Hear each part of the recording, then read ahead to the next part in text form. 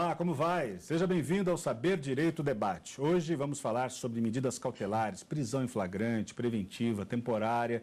Nosso convidado é o advogado Júlio César Matos, especialista em direito penal e direito processual penal, direito público e em ciências criminais. Professor, muito obrigado pela sua presença aqui no Saber Direito Debate. A gente sempre começa falando sobre a trajetória dos nossos convidados.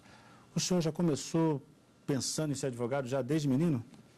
Já, na realidade, nos programas, assim, filme, né, em alguma situação de um repórter policial, de um programa de forma geral, eu sempre ia despertando, né, aquela intenção para conhecer o direito mais de perto, conhecer aquela parte mais profunda, porque a gente via algo no noticiário e, de repente, via algo que estava diferente. E eu ficava pensando, né, o que é que está tão diferente de um repórter para outro? Eu queria entender a forma jurídica daquela coisa. E aí foi quando eu comecei a pensar em fazer direito. E a partir daí, né, eu tentei vestibular, fui fazer direito e durante o curso foi me despertando a pretensão de ensinar, de ser professor, né, de forma geral. Quer dizer que quando passava um filme, tinha júri e o senhor já estava lá assistindo? Já. Filme que relacionado a júri, relacionado a qualquer aspecto criminal, chamava muito minha atenção, para saber o porquê e como é que se provava algo se aquela autoridade não estava naquele local, se o juiz não estava lá. Ele ia condenar alguém por um determinado crime que não estava lá. E aí o que me despertava é como é que eu vou saber o que aconteceu sem estar no local. Vamos dar um salto no tempo aí, antes de falar sobre a sua formação. Depois o senhor percebeu que tinha muita diferença entre o que passava no filme e a vida real? Percebi. Tem uma diferença muito grande, até porque a ficção ela sempre tenta, né, trazer algo meio, de certa forma, concreta, o que não é a realidade. A realidade, a gente está investigando um determinado crime de forma pontual, mas eu nem sempre tenho aqueles elementos. E é muito complicado eu chegar numa cena e já identificar o que foi que de fato aconteceu. É uma situação que realmente, né, a novela está muito longe, um filme está muito longe do que de fato aconteceu na prática. É muito romanceado, digamos assim, É muito romanceado. E aí, sobre a sua formação especificamente, o senhor teve na faculdade como professores, procuradores do Ministério Público. Isso influenciou nesse seu caminho aí rumo ao direito penal? Influenciou. Se a gente for pensar na época da graduação, a gente tem, por exemplo, a maior cadeira da faculdade é o direito civil. E aí, quase que os 5 anos de direito, a gente estuda direito civil e não me despertou, né? A tal ponto do que fez aí aulas aí com advogados criminais, aula com promotores, né? Com juízes da seara criminal, fez trazer cada vez mais, né? Essa forma de despertar, estudar a área penal, a área processual de forma geral. O que há de tão fascinante no direito penal? O direito penal ele traz algo que aproxima o cidadão da realidade. Por mais que a gente pense, como assim aproxima se eu não vou praticar crime?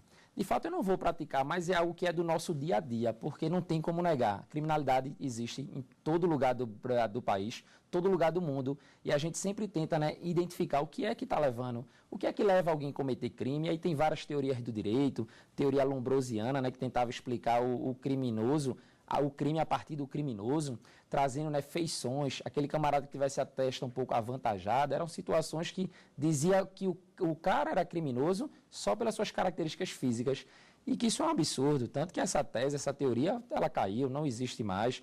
A gente só tem isso nos manuais, só a título de estudo, mas isso não faz sentido, né? Você identificar que a pessoa vai ser ou não criminosa pelo tamanho da orelha, dos olhos, da testa, isso na prática, né, de fato, é um absurdo, né? As questões culturais também pesam no direito penal? Eu pergunto porque há percepções, por exemplo, sobre determinados crimes, de como a população do seu estado, por exemplo, vê e que outros estados não é assim, não há tanta comoção? Tem, com certeza. Com certeza a população ela vai reagir de diversas formas. Isso para crimes um pouco menos graves, crimes mais graves. A ideia disso é o caso concreto. A gente tem situações de crime, por exemplo, um crime de furto, uma subtração, que a depender do caso concreto, o judiciário não querer, né, analisar. É o que a gente chama lá da insignificância. O que é subtrair, né, uma caneta, um piloto, 10 gramas de carne para uma grande rede de supermercado. Você subtrair lá um chocolate de um fiteiro numa parada de ônibus ou de uma grande rede de supermercado. A depender do caso concreto, de onde foi que o crime foi praticado, tudo isso vai ter uma repercussão diferente, né, no mundo jurídico, de forma geral. O senhor poderia citar para nós um exemplo de um caso emblemático em que atuou ou estudou muito e que demonstrou a importância do advogado criminalista? várias situações, né, que a gente vê assim, por exemplo, o caso emblemático, a gente teve as situações do caso Nardoni, uma situação que foi realmente uma repercussão muito grande, e a gente verifica situações que geram, né, o que a gente chama de comoção social. A situação lá da Boate Kiss, uma situação recente em que teve lá um crime, né, houve lá uma explosão, situações que devido à repercussão social, houve lá uma prisão preventiva, que se a gente for analisar tecnicamente, né, pela leitura fria do código, não caberia a prisão. Aí a gente pensa, mas ali houve a morte de mais de 300 pessoas, mas se eu for analisar os requisitos da prisão preventiva que o código traz, para aquele caso concreto, não caberia a prisão, e na prática aconteceu.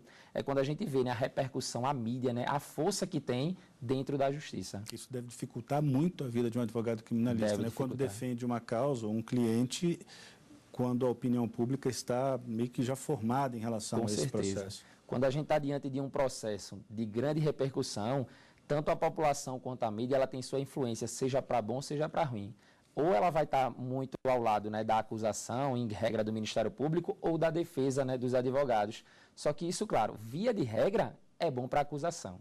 A gente só consegue trazer isso para a defesa quando é uma situação pontual de, imagina que um criminoso matou um estuprador.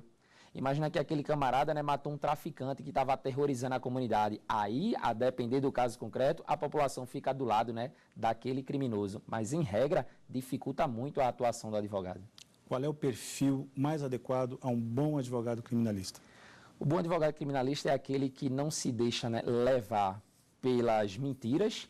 Ele tem que ser sincero com o cliente, né, e mostrar para o cliente que o cliente tem que dizer a verdade. E é aquele advogado que não vem contar história, né, perante o juiz, perante a justiça. Ele tem que trabalhar com a verdade. Porque ser um bom advogado criminalista não é mentir, não é negar o crime, é você defender o direito. Todo mundo tem direito, né? Todo mundo ali vai ter que passar pelo contraditório, pela ampla defesa. Muita gente acha que o advogado criminalista, ele vai livrar totalmente o criminoso, ou ele está defendendo, tanto que o advogado criminal tem aquela fama, né, de advogado de bandido, advogado de porta de cadeia, e não é por aí. A gente não está defendendo ali o criminoso em si, não está dizendo, negando o crime. A gente está defendendo os seus direitos. Se a gente tem um crime, por exemplo, um homicídio, ou um crime de roubo que tem uma pena de 4 a 10, por que eu vou aplicar os 10 anos? Por que não 4? Eu vou defender o direito dele, ele é primário, bons antecedentes, né? Todas essas características do caso concreto. Eu vou chegar perante a justiça e trazer a realidade do que aconteceu e trazer a individualização para a gente aplicar uma pena concreta ao caso concreto. Mas não vou negar o crime, né? Para a gente encerrar o bloco, professor, o senhor também dá aulas para futuros advogados e, mais recentemente, quais têm sido as principais dúvidas ou angústias desses estudantes? A grande questão é que a gente percebe que o ensino nas faculdades, eles estão deficientes nessa preparação para a OAB, no sentido da peça prática. E aí tem vários advogados, né, vários bacharéis que estão se preparando aí para ser aprovado, para se tornarem advogados, que eles vêm tentando usar muito a prática na prova. E o grande problema do concurso público é esse, a gente tem que esquecer a prática e se limitar à teoria. Existe uma diferença muito grande, não é nada assim muito próximo, é muito grande entre a prática e a teoria. Se a gente for fazer uma equiparação, da mesma forma que a gente fala de novos advogados, imagine que a gente vai falar de delegados. Se eu já tenho um policial, um agente policial que quer se tornar delegado, ele vai ter que esquecer tudo que ele faz na delegacia, porque a teoria na prática é outra. Professor, vamos a uma pausa? É isso aí, então, nosso primeiro intervalo, Saber Direito Debate volta daqui a pouco. Até já.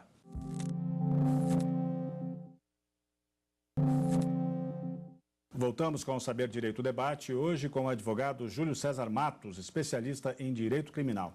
Professor, durante a semana o senhor deu aulas aqui sobre medidas cautelares de natureza pessoal.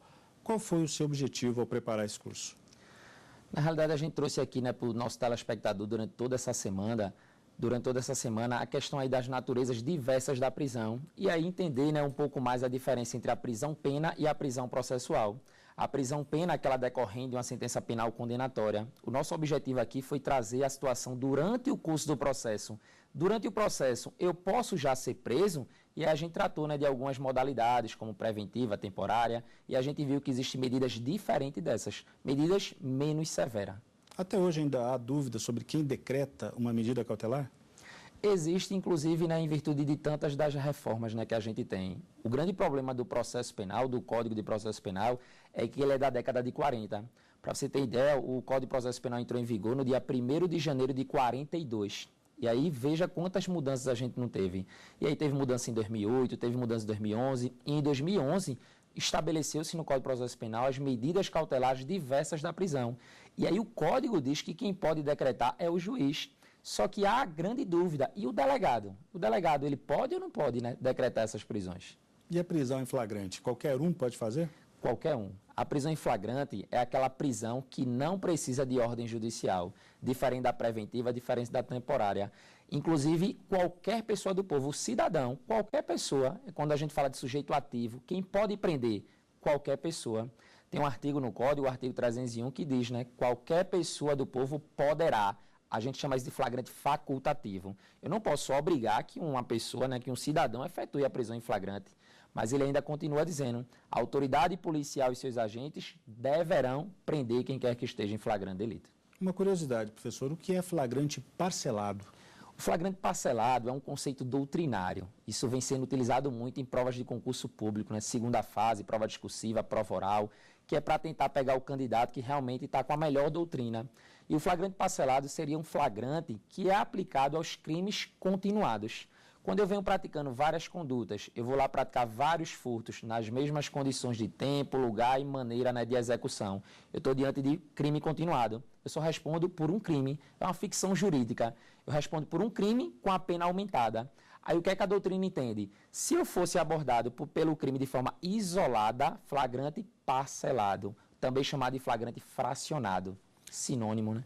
Fale sobre a prisão preventiva, que hoje é motivo de muita discussão, de muito debate, inclusive entre ministros aqui do Supremo Tribunal Federal. Por que há toda essa celeuma, toda essa polêmica em torno desse assunto? É porque a prisão preventiva, ela tem aqueles fundamentos que eles são um pouco abstratos, né? O fundamento lá do artigo 312. Primeiro, para prender alguém preventivamente, eu tenho que ter a prova da materialidade e o detalhe é que basta indícios suficientes de autoria. Eu tenho que ter indícios de que aquela pessoa praticou o crime. Mas não basta apenas, né, ter a prova da materialidade, ou seja, que o crime existiu e esses indícios. Eu tenho que fundamentar, seja na garantia da ordem pública, garantia da ordem econômica, conveniência da instrução criminal ou aplicação da lei penal. Essa conveniência da instrução criminal é que está gerando todo esse debate. É quando um determinado, né, acusado, ele está destruindo provas, ele está ameaçando testemunha. E aí a grande questão é, até que ponto isso está prejudicando o processo? Será que não estão fazendo de forma arbitrária ou de forma realmente fundamentada? É por isso que gera tanta discussão os fundamentos da prisão preventiva. Se cabe ou se não cabe ao caso concreto. Quanto tempo pode durar uma prisão preventiva? Aí é outro ponto. A prisão preventiva não tem prazo. A prisão preventiva ela tem o que a gente chama de fundamento, né? Tem necessidade. Enquanto existe o fundamento, enquanto imagine que eu tenho aquele exemplo clássico, eu estou preso preventivamente porque eu estou ameaçando testemunha. A partir do momento que ocorre a audiência de instrução e julgamento, aquela testemunha foi ouvida. Veja que aquele fundamento que mantinha a minha prisão já não existe mais. Só que eu não tenho como prever quando eu vou ouvir essa testemunha. Quando marcar a audiência, quando vai marcar. Pelo código, deve-se marcar em 60 dias, mas a prática não deixa que isso ocorra. Uma audiência pode ser daqui a 1 ano, né, 2 anos, e aí ela não tem prazo. O que a doutrina fala é que seria, né, a teoria da imprevisão. É imprevisível quando vai desaparecer o fundamento. E quando ela se transforma em prisão temporária? Na realidade, a prisão temporária é outra espécie de prisão cautelar. Ou eu teria a preventiva ou eu teria a temporária. A temporária, aí o nome ajuda. Temporária, ela tem um tempo pré-estabelecido. Então ela não é convertida em Ela não é convertida, são prisões distintas. Durante a fase investigativa, já no inquérito policial, o delegado de polícia ele pode requerer ao juiz, aí ele faz uma peça que a gente chama de representar, ou ele representa pela temporária ou pela preventiva. Como um suspeito consegue a liberdade provisória? No caso concreto, eu vou ter que analisar se não estão presentes os pressupostos para a prisão preventiva. Se eu não tenho nenhuma medida cautelar ao caso concreto, eu vou conceder a liberdade provisória. A própria Constituição traz esse direito. Todos, né, devem, né, se não tiver os fundamentos nem os pressupostos, todo mundo tem direito de responder o processo em liberdade. E aí pode ser com o pagamento de uma fiança ou sem pagar fiança, sem problema nenhum. Mas só o juiz pode determinar a fiança? Não, aí é que está outro ponto. E aí volta aquela primeira pergunta inicial. Só o juiz pode decretar a medida cautelar? Em regra, sim. O próprio artigo 282, parágrafo 2º, ele vai me dizer que é o juízo legítimo para a decretação de qualquer medida cautelar, salvo a fiança. Porque o delegado de polícia, ele também pode decretar fiança. Só que o delegado tem uma limitação. Ele só pode decretar fiança, claro, desde que o crime não seja inafiançável e desde que a pena máxima do crime não ultrapasse 4 anos. Tirando esses casos, só o juiz que vai poder decretar. Se é até 4 anos, o delegado pode. Nos jornais e nos filmes, a gente vê diferentes valores ou pesos para a definição das fianças. Como é que se calcula o valor de uma fiança? O Código de Processo Penal, com a reforma 2011, ele trouxe, né, esse cálculo. E aí ele traz, inclusive, o patamar. O artigo 325 do Código, se o telespectador em casa aí observar, ele vai trazer o patamar relacionado sempre, né, ao quanto da pena máxima. E a gente tratou isso de forma detalhada nas aulas. Se o crime tem pena máxima até 4, a fiança vai de 1 até 100 salários mínimos. Se o crime tem pena superior a 4 anos, a fiança vai de 10 a 200 salários mínimos. E aí o artigo 326 vai mandar o juiz ou o delegado observar as situações econômicas, né, daquele acusado ou do investigado, as situações, né, de forma geral, não só do acusado, mas de toda a sua vida pregressa. Porque a gente tem muitas situações que o delegado efetua a prisão em flagrante e aí o camarada foi parado, né, numa blitz, num carro de luxo, e aí ele diz, né, o carro é do meu pai, como se fosse dizer, eu não tenho dinheiro, então arbitre um salário mínimo. Mas veja, se o pai dele tem dinheiro, o pai dele vai pagar a fiança. O pai dele não vai responder pelo crime dele, mas a fiança pode pagar sem problema nenhum. Tá certo. Professor, vamos a outro intervalo, então? Ok. O Saber Direito Debate volta daqui a pouco. Até já.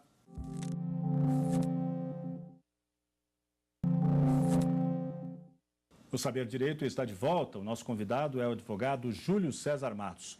Professor, o senhor trouxe aqui 3 livros, né, para dividir conosco. O primeiro aqui, Curso de Direito Processual Penal, de Nestor Távora e Rosmar Rodrigues Alencar. O que é que pode ser dito sobre essa obra? O livro do professor Nestor Távora, né? E aí a gente fala autor e professor, porque ele também dá aula, o professor Nestor Távora, juntamente com Rosmar Rodrigues. Ele é um livro muito bom, tanto para a área acadêmica, quanto para quem está aí na preparação para concurso público. A gente pode perceber que, de fato, é um livro denso, né? Um livro aí que vai tratar de vários aspectos do processo penal. É um livro bom, eu indicaria esse livro, como eu indico esse livro, inclusive porque ele tem algo diferente, né? Que é a atualização com o novo CPC, o novo Código de Processo Civil, que é de 2015, entrou em vigor em 2016, um ano após a sua publicação. E o processo penal ele tem algumas repercussões no processo civil, e o autor trouxe essa preocupação. Ele traz, né, o conteúdo de forma bem significativa e de forma bem detalhada, trazendo aí para o aluno que tanto quer empreender na área da advocacia criminal, como na seara do concurso público, como também na própria graduação do curso de Direito. Então, excelente obra. O Nestor Távora também, que ele tem, né, código comentado para concurso, que também é algo, né, muito mais direcionado. Ele traz a doutrina necessária e a jurisprudência correspondente ao tópico, né, que ele está tratando. É uma excelente obra.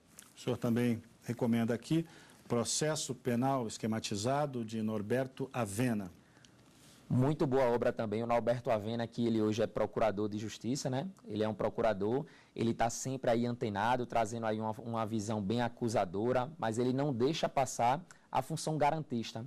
Quem vem estudando o processo penal sabe que eu tenho, né, dois cunhos, né, praticamente. Eu tenho a visão mais do promotor, aquela fase, né, bem de forma acusadora, e tenho, claro, né, uma visão mais garantista, como defende lá um autor, né, o Auri Lopes Júnior, por exemplo, que é uma função bem pró-advogado, bem voltada aí para o advogado criminal. E é um excelente manual também voltado para concurso público de forma geral, porque ele traz uma base para concurso, né, de nível que tenha lá situações de prova oral, por exemplo, uma prova dissertativa, uma prova discursiva, é um excelente manual. E ele tem essa versão que a gente trouxe, que é a versão esquematizada, e tem a versão também, né, que é voltada mais para a graduação, que é o manual, né, propriamente lá do Norberto Avena. Ou seja, para o dia a dia do advogado criminalista, é uma obra boa. É uma obra boa porque ela traz base, ela traz fundamento. Até para a forma de você lidar numa delegacia, perante o juiz, ele vai trazer base. Porque o advogado não basta ele conhecer só o texto legal. Ele tem que ter o conhecimento, né, da doutrina, ele tem que saber o que a jurisprudência vem pensando. E é um livro bastante atualizado. Já que o senhor tocou no assunto, isso é um problema que muitas vezes os advogados enfrentam na hora de chegar à delegacia e tem um determinado procedimento ali que precisa ser adotado e há uma dúvida? Existe, seja porque a lei mudou, seja porque ele não sabe qual é o entendimento da melhor doutrina para aquele caso. E aí, às vezes, ele trava na hora de argumentar. Para você ter uma ideia, o processo penal, via de regra, o código diz que as alegações finais, que é a última parte que o advogado fala, em regra deve ser oral. mas o juiz, a depender da complexidade, pode dar um prazo para ele entregar, né, tudo que ele iria falar pessoalmente por escrito. E aí falta essa base para os advogados. Se eventualmente o advogado chegar na audiência e o juiz disser, agora fale, você tem aí 20 minutos para falar, em regra ele vai travar. Porque está faltando essa base, essa leitura. A gente está querendo advogar com o dia a dia, né, com o que a gente vê na televisão, e por aí não dá. E da maneira como esse livro foi construído, vai facilitar. Ele vai facilitar, então, ele vai nos trazer essa base. O senhor também trouxe aqui Manual de Processo Penal de Renato Brasileiro de Lima. Outra obra bastante densa, né? Outra obra bastante densa. Falando em bastante densa, a capa dele mostra, né, volume único. Para você ter uma ideia, o Renato Brasileiro de Lima, ele escrevia essa mesma obra em 2 volumes, dessa mesma espessura. Veja que realmente, né, era uma obra muito grande, né? E aí ele tratava de forma detalhada de todos os institutos de processo penal. Até institutos que já foram revogados, a exemplo, né, um recurso da adesão de uma pronúncia, por exemplo, uma situação de uma modalidade recursal, de um protesto para o novo júri que não tem mais desde 2008, que foi um caso, né, bem emblemático lá, inclusive no caso lá dos Nardones, ele traz de forma bem detalhada. E ele traz uma doutrina tão densa que ele vem sendo citado por diversas vezes em decisões dos próprios ministros do Supremo Tribunal Federal. O Renato Brasileiro realmente, ele hoje tem curso preparatório, ele é promotor da União, né, promotor militar da União, e aí ele tem uma base excelente, né, e quem está se preparando, né, para qualquer concurso a nível de magistratura, membro do Ministério Público, ele é uma excelente obra. É uma excelente obra. Mais de 3.000 precedentes. Mais de 3.000 precedentes ele traz no livro deles. A importância de ter conhecimento desses casos para o exercício da advocacia? É porque a jurisprudência ela vem alinhando muito, né, o que o legislador ele não conseguiu resolver.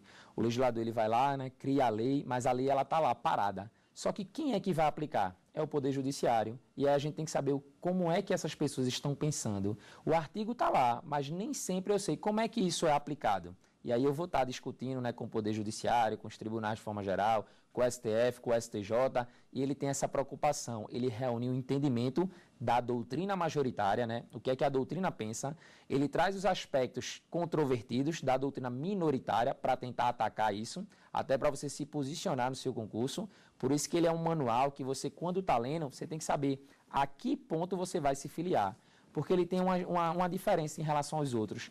Ele vai lhe trazer o ponto para um concurso para a Defensoria Pública e um concurso para delegado ou para Ministério Público ou para magistratura. Tem pensamentos que a gente fala para um curso de delegado que eu não vou falar para um curso de defensor. E ele tem essa preocupação. E ele vai, inclusive, dizer o STF, o STJ entende de determinada maneira. Provas de concurso público, ela está fugindo da lei e dizendo, de acordo com o entendimento atual do STJ, uma obra dele aí, né, 2017 já, totalmente atualizada. Muito obrigado pelos esclarecimentos que o senhor trouxe no nosso programa. Eu que agradeço aqui, né, a toda a equipe da TV Justiça, ao pessoal aí do Saber Direito, e fico aí, né, aberto a uma próxima oportunidade. Muito obrigado. Obrigado ao senhor. Viu? Este foi o Saber Direito Debate, uma excelente conversa com o professor Júlio César Matos. Nós ficamos por aqui, mas você pode rever esta edição na internet. Acesse tvjustiça.jus.br. Programas anteriores também estão lá.